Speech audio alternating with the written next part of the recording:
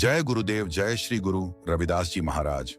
वाणी श्री गुरु रविदास जी की मुकंद मुकंद जपहु संसार। बिनु मुकंद तनु होय अवहार, सोई मुकंदु मुक्ति का दाता। सोई मुकंदु हमरा पिता, माता जीवत मुकंदे मरत मुकंदे। ताके सेवक कहूं सदा आनंदे, मुकंद मुकंद हमारे प्राणम। जपि मुकंद मस्तकी निशानम, सेव मुकंद करे बैरागी। सोई मुकंदु दुर्बल धनु लाधी, एकु मुकंदु करे उपकारु। हमरा कहा करे संसारु, मेटी जाति हुए दरबारी। तू ही मुकंद जोग जुगतारी, उपज्यो ज्ञान हुआ परगास। करी कृपाली ने कीट दास, कहु रविदास अब तृष्णा चुकी।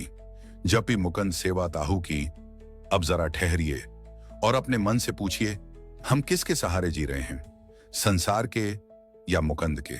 गुरु रविदास जी इस वाणी में साफ कहते हैं कि हे संसार के लोगों, केवल मुकंद ईश्वर का नाम जपो, क्योंकि मुकंद के बिना यह शरीर सिर्फ एक बोझ है। सांस तो चल रही है लेकिन दिशा नहीं है।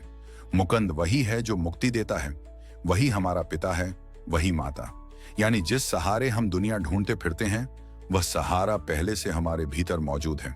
गुरु जी कहते हैं, जो जीवन में भी मुकंद को याद करता है और मृत्यु में भी उसी को स्मरण करता है, उसके सेवक के जीवन में दुख टिक ही नहीं सकता, क्योंकि उसका मन सदा आनंद में रहता है। यह बहुत बड़ी बात है। आज इंसान जीते जी डरता है और मरते समय कांपता है। गुरु रविदास जी कहते हैं, अगर जीवन मुकंद में है तो मृत्यु भी मुकंद में होगी। मुकंद हमारे प्राण हैं, हमारे मस्तक पर वही नाम लिखा हुआ है। जो व्यक्ति मुकंद की सेवा करता है वही सच्चा वैरागी है, और वही दुर्बल होकर भी सबसे बड़ा धन पा लेता है, आत्मिक शांति। गुरु जी फिर समाज को आईना दिखाते हैं। अगर एक मुकंद हमारा उपकार कर दे तो यह संसार हमारा क्या बिगाड़ सकता है। मुकंद जाति मिटा देता है, चमार शूद्र नीच सब दरबार के अधिकारी बन जाते हैं। गुरु रविदास जी खुद इसका जीवित उदाहरण हैं। कृपा से ज्ञान पैदा होता है, अंधकार खत्म होता है। ईश्वर अगर चाहे तो कीट को भी दास बना ले।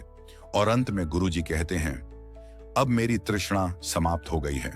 अब न कुछ चाहिए न कुछ पाना है। अब केवल मुकंद का नाम और उसकी सेवा ही शेष है। यह वाणी हमें सिखाती है कि भगवान दूर नहीं, मुक्ति बाद में नहीं, और सम्मान जाति से नहीं, सब कुछ नाम में है, मुकंद में। जय गुरुदेव, जय गुरु रविदास जी।